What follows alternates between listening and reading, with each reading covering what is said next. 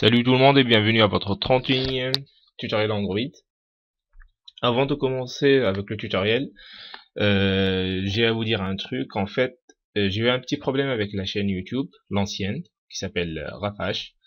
Et j'en ai créé une autre. Elle s'appelle la même chose, elle s'appelle Rafash aussi, sauf l'email il a changé. Si vous êtes intéressé, allez vous abonner à la nouvelle chaîne, partagez et faites ce que vous voulez faire.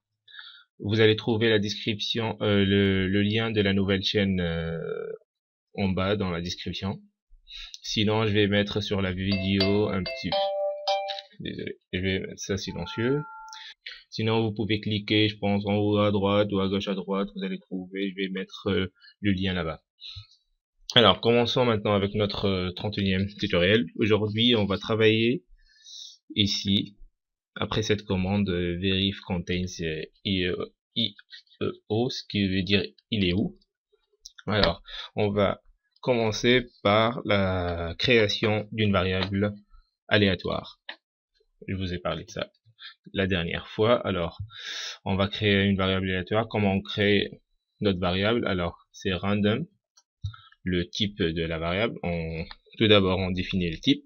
Alors, on va l'appeler aléa pour aléatoire égale new random. Et là, on a notre variable aléatoire. Alors, il faut juste que j'importe ça pour qu'il la comprenne. Et c'est bon. Alors, dans les parenthèses, on peut mettre le type de la variable aléatoire, ce qui peut être entier, ce qui peut être ce type de choses, hein, une chaîne de caractères, mais je vais les laisser comme ça. On va le faire par la suite. Alors, on va faire quelques méthodes là. Alors, on va changer le texte. Alors, affichage point set texte, et on va faire ça.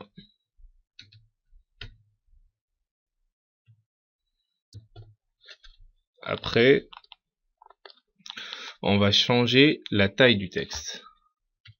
Alors, pardon. Alors, affichage point set text size. Et là, normalement, on a besoin d'un entier pour définir la taille du texte. Alors, ce qu'on va faire, on va utiliser notre variable aléatoire, aléa, point, et on trouve ici quelques options. On va utiliser un entier, alors, ça va être next in. Vous voyez, c'est random. Alors, next in.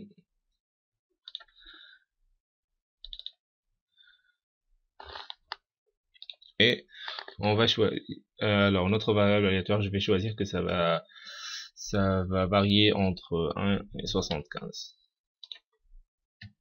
Comme ça, on a 75 choix. Et là, on va aussi jouer sur la couleur. Affichage, point, set color. Set text color, désolé.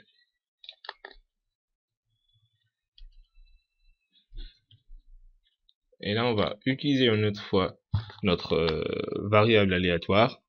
Alors, on va faire color, point, et là, on va pas utiliser une couleur normale, on va utiliser un truc qui va nous permettre d'utiliser la variable aléatoire. Alors, on a là, tout en bas, on va trouver un truc qui s'appelle en RGB. Pour ceux qui travaillent avec Photoshop ou qui travaillent sur les couleurs, je sais pas, normalement vous connaissez ça, vous jouez sur le rouge, le bleu et le vert, et ça nous donne des nuances de couleurs. Alors, normalement c'est normalement c'est un entier entre 1 et 265, je pense. Alors, on va utiliser la même chose ici. On va copier, on va mettre ça ici, et ici 265. On va mettre la même chose pour le vert et le bleu.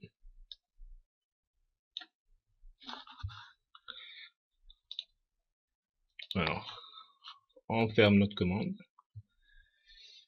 et c'est fait. Alors, c'est tout pour ce tutoriel. Dans les 2 prochains tutoriels, normalement, on va finir avec ça. Et après, je pense qu'on va commencer sur une nouvelle application. Merci pour votre attention. Partagez la vidéo et à la prochaine. Ciao.